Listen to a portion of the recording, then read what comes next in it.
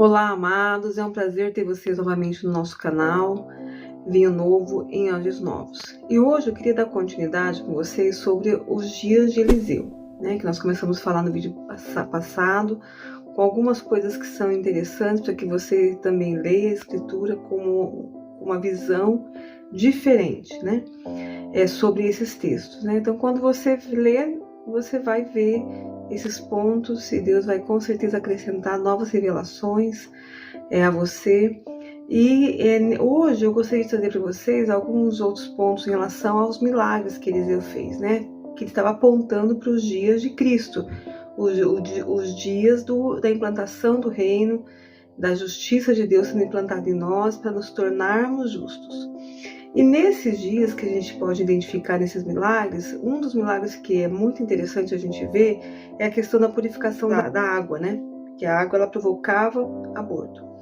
E Eliseu foi lá e jogou sal nessa água, né?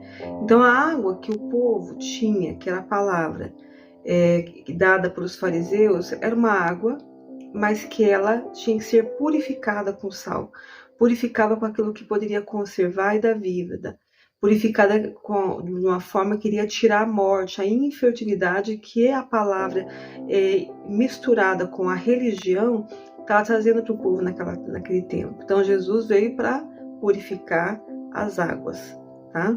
E até hoje ele continua purificando as águas através do Espírito Santo em nós, que é esse sal que nos transforma em sal, que dá sabor. Então ele purifica essas águas que a gente recebe pela revelação da palavra que ele faz nas nossas vidas e nos transforma em uma vida fértil, né? Uma vida sem morte, uma vida sem aborto. Tá? Um outro ponto interessante que fala que Eliseu multiplicou o pão. Tá? Então, Jesus veio trazer a multiplicação do pão 2 vezes, né? Porque nele estava a porção dobrada. Então, Eliseu multiplicou uma vez, né? E ele viria também apontando para a porção dobrada, que Jesus viria também com a porção dobrada, e ele multiplicou 2 vezes. E o que é a multiplicação do pão? A multiplicação do pão é a multiplicação da palavra, né? Hoje nós temos milhares de Bíblia em muitas versões, e onde a palavra não é mais daquela forma sagrada, né? Não que ela não seja ainda hoje dentro da gente, mas onde só o sacerdote lia, ela era só lida pelo sacerdote, ouvida pelo povo, e eram poucas, porque eram escritas pelos escribas. Então, nesse tempo que Jesus, a partir de Jesus, veio a multiplicação do pão. Tá? Então, quando a gente vê a multiplicação do pão na Eliseu, ele estava falando, quando Jesus vir, também haverá multiplicação do pão, e 2 vezes. Tá? Com porção dobrada.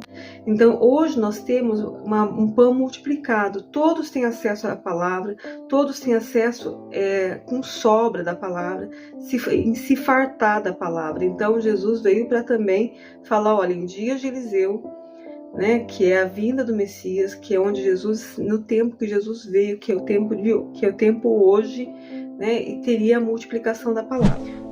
Outra coisa interessante, né, que foi quando zombam de Eliseu, tá? Um homem poderoso, com sinais poderosos, e que zombaram dele, né? Os moços zombaram dele.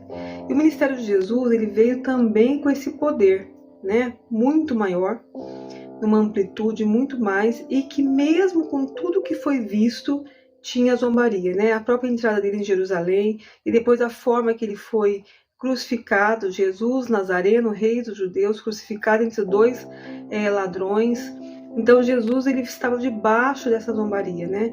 Mas também aponta para a gente, né, onde a gente é chamado de louco, para confundir os sábios, onde tem essa zombaria também sobre o povo de Deus, né? Então nós teríamos um reino formado ao nosso redor por zombaria, mesmo a tantos milagres de famílias transformadas, vidas transformadas, cura, libertação, né, prosperidade, mudança de um quadro de morte, e ainda nós teríamos zombaria. Então Jesus, ele veio para falar, para confirmar, da mesma forma que Eliseu estava debaixo de zombaria, um ministério poderosíssimo, Jesus debaixo também dessa zombaria, com tantos sinais, milagres, de uma forma tão poderosa.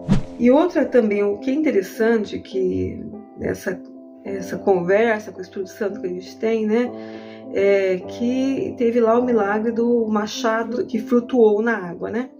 Primeiro que machado a gente sabe que é de ferro, ele não flutua, tá? Mas estava apontando para o ministério de inícios com coisas emprestadas, né? Jesus, ele emprestou uma mula, ele emprestou o local onde foi na sala de cima, né? Onde foi feito a ceia, ele emprestou a casa de Pedro para morar. Então ele é um início de ministério emprestado. Ele emprestava a sinagoga para falar.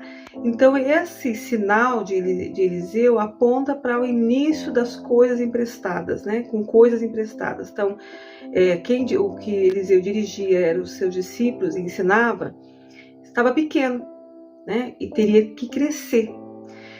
Então, para crescer, eles foram lá tirar árvores para crescer o local onde eles iriam se reunir. Estava muito pequeno. Então, Jesus veio para esse lugar pequeno, né, de uma religião pequena, oprimida por Roma, né, de um lugar pequeno, mas que expandiu-se com as coisas emprestadas, né? Criou-se um sobrenatural sobre aquilo que parecia perdido, que era o machado emprestado. E a madeira que ele joga na água é o significado do homem sendo jogado na água, né? Sendo limpo. E que a madeira da cruz faz isso com nossas vidas. Então, o início do ministério da igreja no mundo começa com as coisas emprestadas, né? As casas dos discípulos, onde os discípulos começaram as primeiras igrejas, eram emprestadas, né? Eram casas de pessoas que serviam o ministério para ele poder crescer. Então, é fantástico essa analogia, né, que Eliseu tem sobre os começos, sobre o ministério, sobre o que a gente vive em relação ao reino de Deus hoje, né? Que mesmo hoje a igreja, muitas vezes, ela começa com coisas emprestadas, como foi o início do ministério de Jesus, né?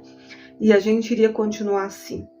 Então, fantástico isso que o Espírito Santo traz, e fica aí para vocês terem um pouco mais de sede, né? Se você vê cada um desses milagres, é fantástico a quantidade de apontamentos que ele faz para os dias de hoje. Então leiam, né? Ainda no próximo vídeo a gente ainda vai continuar falando um pouquinho mais sobre os dias de Eliseu, que é muito rico, e eu quero ter vocês aqui com a gente, tá? Para entender um pouquinho as revelações e compartilhar esse vídeo que pode trazer relevância para a vida de outras pessoas.